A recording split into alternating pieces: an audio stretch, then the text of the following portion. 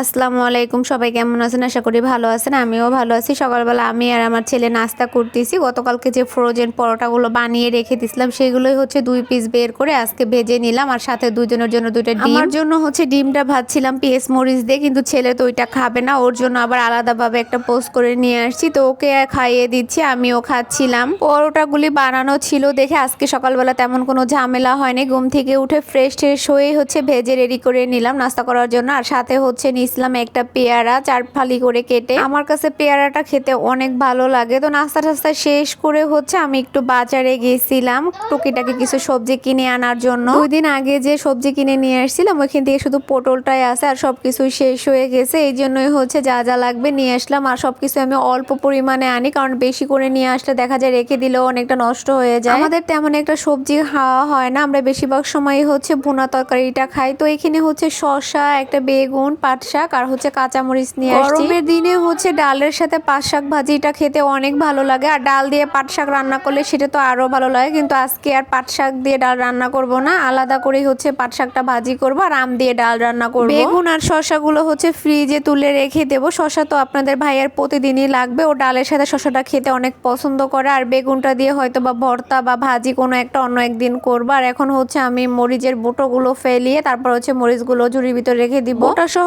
মরিচগুলো রাখলে হচ্ছে মরিচ পচে যাওয়ার সম্ভাবনাই বেশি থাকে, এই জন্য হচ্ছে বটু ফেলে দিয়ে তারপরে মরিচগুলো আমি রেখে দিই। এখানে হচ্ছে আমার মরিচ বাসাও হয়ে গেছে। আর যে মরিচগুলো হচ্ছে শুকনো শুকনো ছিল ওইগুলো আমি আলাদা করে রেখে দিয়েছি। এগুলো হচ্ছে আজকে রান্নার কাছে ব্যবহার করে ফেলবো। সবকিছু গোছগাছ করে রেখে দিয়ে এখন হচ্ছে শাকটা নিয়ে বসে গেলাম কেটে নেওয়ার জন্য। শাকের যে নিচের অংশগুলো আছে ওগুলো কেটে ফেলে দিয়ে তারপর হচ্ছে আমি শাকগুলো এখানে বেছে নেব। শাকটা কাটতে যে আমার হাতের মধ্যে বটিতে পোস্ট লেগে গেছিল, অল্প একটু কাটছে, তারপর জ্বালা পোড়া করতেছিল। আমি ভাই অনেক গুণবতী মানুষ, রান্না বাড়া করতে গেলেও তেল ছিটে এসে হাত পা পুড়ে যাবে, আবার হচ্ছে গিয়ে কুটাকাটি করতে গেলেও হাত কাটবে, মানে প্রতিদিন একটা না একটা হতেই হবে আমার। শাকগুলো প্রথমে আমি ডাটা থেকে এভাবে ছাড়িয়ে নিয়ে তারপর হচ্ছে ঝুরি ঝুরি করে কেটে নিব।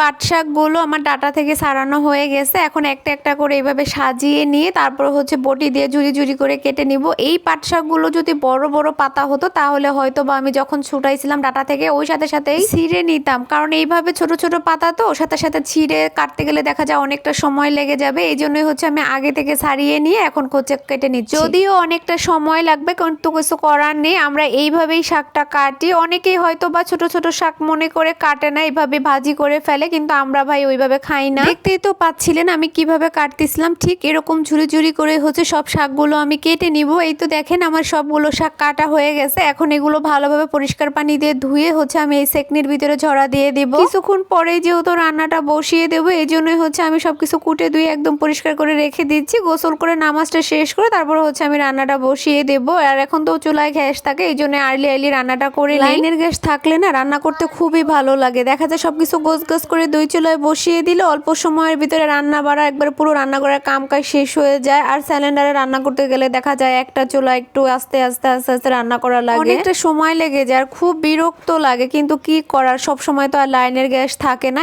ঈদ উপলক্ষে কয়দিন যাবত আর কি গ্যাসটা আছে, কোন দিন যে হুট করে চলে যাবে তার ঠিক নেই, আবার সেই সিলিন্ডারের জীবন চলে আসবে, কিছুই করার নেই। আমরা যারা ঢাকার শহর থাকি ম্যাক্সিমাম মানুষই হচ্ছে গ্যাসের সমস্যাটা সাফার করতে হয়। আগের তুলনায় এখন একটু বেশি করা লাগে, আগে কম বেশি তো আসতো বা থাকতো, এখন মোটেই থাকে না। কাটাকাটি সব শেষ, এখন শাকগুলো ধুয়ে আমি ছেকনির ভিতরে নিয়ে নিচ্ছি পানিগুলো ঝরে যাওয়ার জন্য। পাট শাকটা তো এমনিতেই বীজল, আর যদি বেশিক্ষণ পানির ভিতর থাকে তাহলে তো এই শাক আর রান্নাই করা যাবে না। এরপর হচ্ছে আমি ফ্রিজ থেকে মাংস আর মুরগির গিলা কলজাগুলো বের করে এখানে ভিজাই নিছি, আজকে এগুলোই রান্না করব।